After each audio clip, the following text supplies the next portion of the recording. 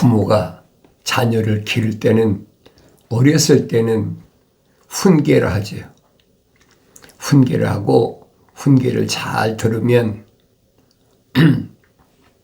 올바르게 성장한다. 그래서 유대인들에게는 어렸을 때 앉아 있으나 서 있으나 어디 길을 갈 때나 언제든지 계명을 가르치라.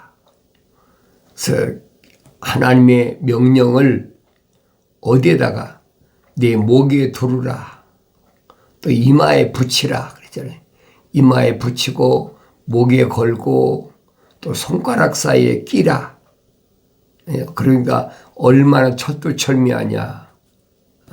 항상 머릿속에는 하나님의 주신 거룩한 명령에서 떠나지 않도록. 그러니까 그렇게 표현을 뭐라고 그랬냐. 이마에 붙이라 그랬어요. 이마에 붙이라. 뭐 다른 말로는 인장으로 인친다. 도장 친다는 거죠. 이마에 인친다. 또 계명을 얻다. 목에 두르라 그랬어요. 목숨처럼 항상 목에다 걸고 다니라는 거죠. 또 손가락에 묶으라. 나가서 일하려면 무슨 일을 하든 다 손으로 하잖아요. 그러니까 일을 할 때도 항상 계명이 떠나지 않도록 그렇게 철두철미하게 훈련을 시키라고 성경에서는 그 모세 율법에 보면은 그렇게 어렸을 때부터 훈련시켜라. 그럼 마치 어렸을 때부터 사람 누구나 다 하나님의 형상으로 조성되고 그렇게 생각하는 거예요. 그런데 그렇게 한다고 해서 되느냐 이 말이에요. 안 되는 거예요. 안 되는 건 안 되는 거예요. 그래서 어떤 사람은 그렇게 해서 다니엘이나 사드락, 메삭, 아벳느고 같은 지혜로운 청소년이 됐지만 다 그렇게 될 수는 없다는 얘기예요. 그러니까 어린아이 때 잘 가르쳐라. 유대인들이 특별히 어린아이 때 많이 생각들 하잖아요. 그러니까 유대인들이 민족적이라도 육신적인 거라도 그렇게 어려서부터 가르치니까 그 말이 옳은 것 같잖아요. 어렸을 때부터 뭐 육신적으로는 그렇잖아요.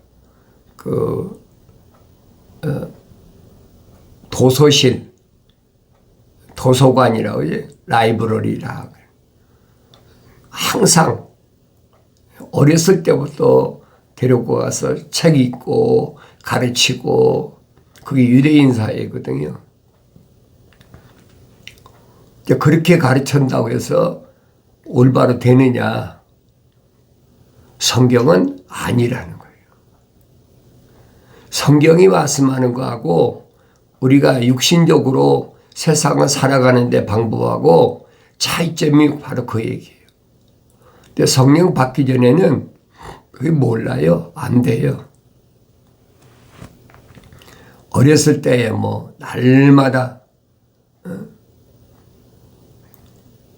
하나님 말씀을 읽어야 하루에 한 장씩이라도 읽어야 밥을 먹게 하고 그렇게 철두철미하게 훈련을 시켰어도 성장해서 사춘기, 청소년기가 되면은 육신의 정욕이나 안목의 정욕이나 생애 자랑 때문에 그것을 그렇게 달갑게 생각하지 않아요. 내가 자녀들을 길러보니까 그래요. 그러니까 다른 사람들은 뭐라고 하는 거냐. 저 사람은 목사니까 아이들을 보수적으로 가르친다. 그걸 보수적이라고 그래요. 또 뭐 더 극단적으로 표현하는 건 골통보수다. 그리고 유대인들도 다 그렇지. 그러나 내가 그렇게 자녀들을 기르는 것은 하나님의 명령이니까 하는 거지. 그건 다 육신적인 거란 말이에요. 그러나 어렸을 때 자녀를 기를 때는 걸 알았나요? 몰랐지요. 그냥 다만 어렸을 때부터 하나님의 말씀을 읽도록 한국 사람이니까 한글을 깨우쳐주고 날마다 밥 먹기 전에 성경을 한 장이라도 읽게 하고 그 다음에는 할 게 없잖아요. 부모는.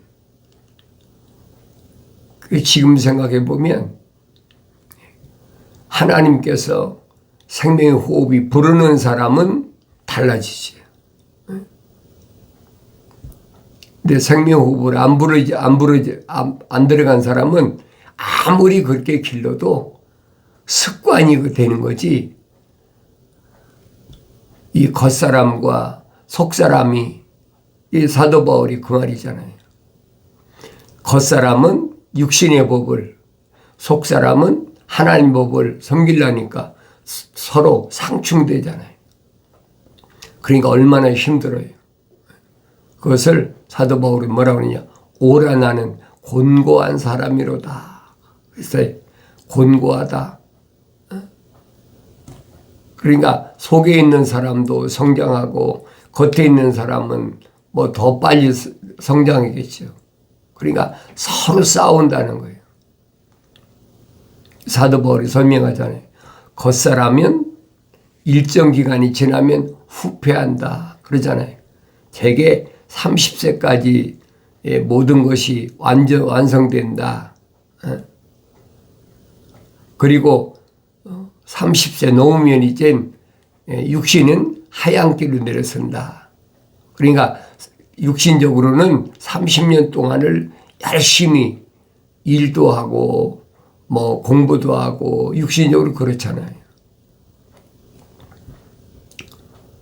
근데 영적인 것은 그게 아니라는 거예요. 그래서 잠언석에는 훈계를 사랑하는 자마다 지식을 사랑하나 그랬어요. 어리다고 여러분 성령 안 받는 거 아니에요. 어려도 성령 얼마든지 받고 올바르게 성장하는 그런 사람들이 있어요. 많지는 않지만은 그런 사람은 책망이 없지요. 훈계를 사랑하는 사람은 지식을 사랑한다. 그게 사도 바울이 설명하잖아요. 성령 은혜 가운데 지혜의 말씀과 지식의 말씀, 이게 맨 첫째로 꼽잖아요. 그건 사람이 가르치는 게 아니에요. 성령이 임했을 때 지혜의 말씀이나 지식의 말씀의 은사가 임한다는 거지. 그걸 깨닫는 사람이 몇이나 됩니까? 나 자신을 돌이켜보라는 거예요. 그래도 육신이 성장하면 뭐 여러분과 내가 사춘기 안 겪었습니까? 다 겪지요. 그래서 유대인들은 끝까지 유대인들의 성년은 13세니까 일반적으로 13세 되면 되게 중학교 가잖아요. 그때부터는 이제 교육이 또 다르잖아요. 어렸을 때는 미시나이라는 그런 교육을 하지만 13세 이상 되면 탈무드를 공부합니다. 소위 말하면 현자들이 유대인 사회에서 현자들이 가르치는 그러니까 벌써 변형된 거예요. 그렇게 해서 성년이 될 때까지 그 유대인 교육이거든요. 내가 왜 이런 말씀을 드리냐면 하나님 말씀을 겉사람이 속한 거냐 속사람이 속한 거냐 그것이 구분이 되는데 그게 분별이 안 되면 그게 그거 같고 이게 저거 같고 혼돈한단 말이에요. 다르게 표현하면 착각한다고요. 훈계를 사랑하는 자마다 지식을 사랑하나 책망을 싫어하는 자는 짐승과 같으니라. 책망을 싫어하는 거예요. 짐승에 비교했습니다. 그러니까 나 자신이 훈계를 사랑하는 자인가 책망을 싫어하는 자인가 나 자신을 비춰보란 말이에요. 날마다 하나님 아버지께서는 나에게 말씀해 주시는데 나는 어떤 사람인가? 선한 사람은 주의 은총을 받으나 악을 꾀하는 사람은 주께서 정죄하시리라. 선한 사람은 주께 은총을 받는다. 선한 사람은 누구예요? 하나님의 약속만 믿고 하나님 명령에 순종하는 사람. 그게 선한 사람이에요. 악한 사람은 누가 악한 사람이 하나님의 약속을 믿지 않고 하나님의 명령에 불순종하는 사람. 그게 악한 사람이에요. 그리고 성경에서 선과 악이 뭘 말하나? 하늘의 지식은 선과 악이 그게 아니잖아요. 선한 것은 뭐냐? 되게 선하다 할 때 착한 선자로 한문으로 쓰잖아요. 착하다. 착한 사람은 윤리와 도덕적으로 하자가 없는 사람이다. 윤리와 도덕적으로 아무런 문제가 없는 사람이다. 그런 사람을 세상에서는 선한 사람이라고 그러잖아요. 근데 성경은 그렇다고 선한 사람이 아니라면 근본적으로 하나님의 거룩하신 생명의 호흡이 들어간 사람이 하나님의 약속만 믿고 하나님의 명령에 순종하는 사람. 그래서 하나님의 약속을 안 믿는 사람을 우리는 불신앙이다 그러잖아요. 불신앙, 약속을 안 믿는다는 거예요. 그런 사람은 하나님 명령에 불순종하지. 내가 성경을 읽어봐야 하나님 아버지께서 나한테 뭘 말씀하시는지를 알지, 뭘 약속하시는지, 뭘 명령하시는지 내가 성경을 안 읽고 어떻게 합니까? 모르지요. 그래서 날마다 성경을 읽어라. 이게 기본이에요. 날마다 읽어라. 사도행전에 기록된 것이 베레아 사람들은 그래 신사적인 사람이다. 그래 날마다 하나님 말씀이 그런가 하여 날마다 상고한다는 거예요. 그렇지 않는 사람들하고는 비교를 하려고 하지 마세요. 내 자신을 보라고요. 내 자신을 베레아 사람들처럼 날마다 하나님 말씀을 상고하는 사람인가 아닌가. 왜 그래? 그런가 하여 하나님의 약속이 그런가 하나님 명령이 그런가 하여 날마다 하나님 말씀을 상고했다. 하나님의 아들도 2000년 전에 유대인으로 육신 입고 오셔서 하신 말씀이 그 말씀이잖아요. 너희가 성경에 거룩한 책에 영생이 있다고 생각하는데 성경은 나에 대하여 기록하고 있다. 그러잖아요. 하나님의 아들에 대해 기록하고 있다는 거예요. 그럼 내가 하나님 아버지 앞에 기도할 때 하나님 나의 아버지하고 기도한다면 내가 하나님의 아들 아닙니까? 그걸 깨달아야 된다는 거예요. 상당히 성장한 사람 아니면 못 깨달아요. 어린아이 때는 뭐 압니까? 젖이나 물고 실컷 배나 채우면 그걸로 족하지. 그래서 사도 베드로가 말하잖아요. 갓난 아기들로서 순수한 말씀의 젖을 사모하라. 왜? 먹고 성장하게 하려 함이라. 그래서 먹어야 성장해요. 어린아이 때는 젖 먹는 것밖에 뭐가 더 있어요. 부지런히 먹여야지. 그래서 성장하는 것처럼 육신 속에 있는 나도 부지런히 말씀, 순수한 말씀. 여기 순수하다는 말은 순전하다, 오리지널이라 말이에요. 다른 게 하나도 섞이지 않았다. 근데 요즘은 이제 육신 먹는 음식도 옛날에 우리 한국에서 난 시골에서 자랐으니까 밥에다 국에다 김치 그거밖에 더 있습니까? 근데 요즘에는 이제 지식이 발달했다. 그러니까 퓨전 요리다. 옛날에도 비빔밥 같은 거야. 여러 가지 섞지요. 그런데 하나님의 말씀은 순수하다는 거예요. 다른 것이 하나도 섞이지 않았다는 거예요. 순수한 말씀, 그 젖을 사모하라는 거예요. 세상의 철학이나 과학을 하나님 말씀에다가 덧붙여서 그럼 듣긴 좋아요. 얼마나 듣기 좋습니까? 예수 이름으로 간절히 구하면 내 육신에 필요한 거 그날 장사도 잘 되고 또 여러 가지로 육신적으로 유익한 거 있잖아요. 이런 것을 다 앞세워가지고 열심히 기도하면 된다. 세상은 그래요. 부지런한 사람이 성공하는 거 얼마나 많은 사례가 있습니까?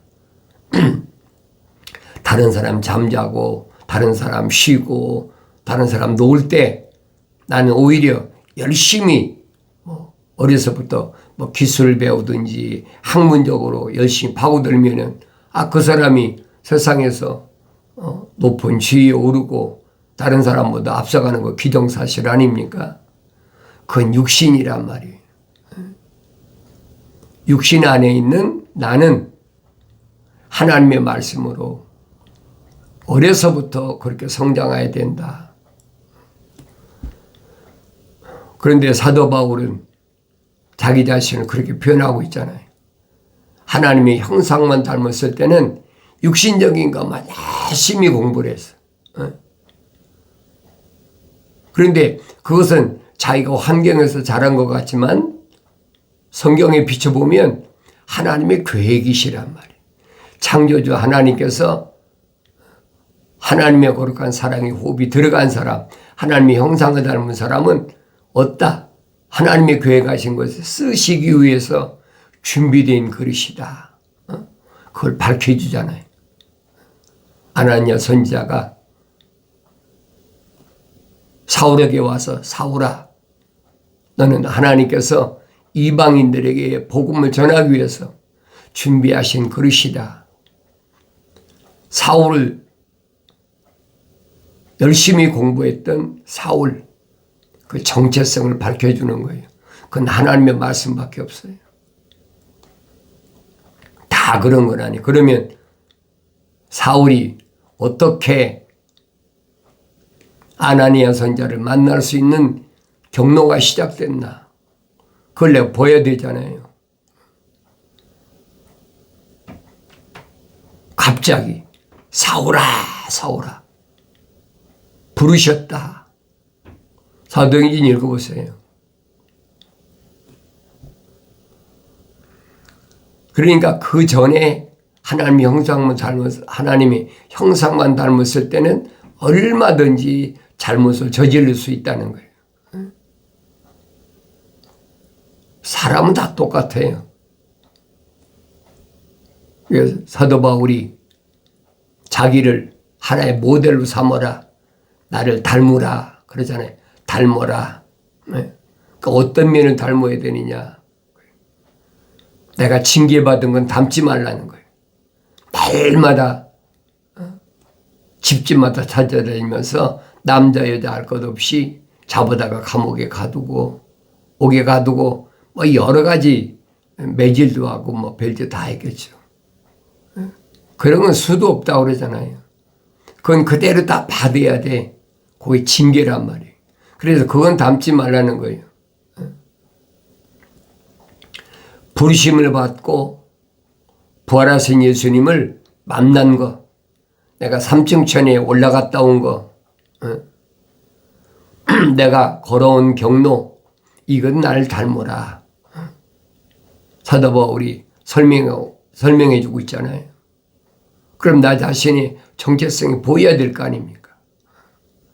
다른 건 안 보여도 상관이 없어요. 이 육신적인 거야 뭐 하나님 말씀으로 보입니까? 안 보이죠. 그래서 계명은 육신에 속한 것이 아니다.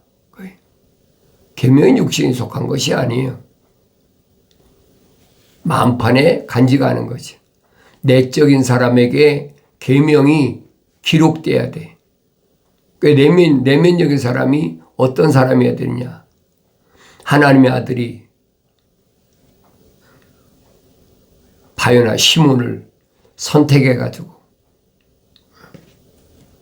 제자로 사도로 삼으잖아요. 왜?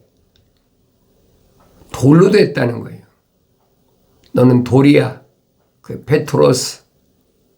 그 돌에는 반드시 뭐가 새겨져야 돼? 계명이 새겨져야 돼.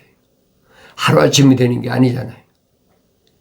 모세도 돌판에 계명을 받았을 때 40일이 걸렸어요.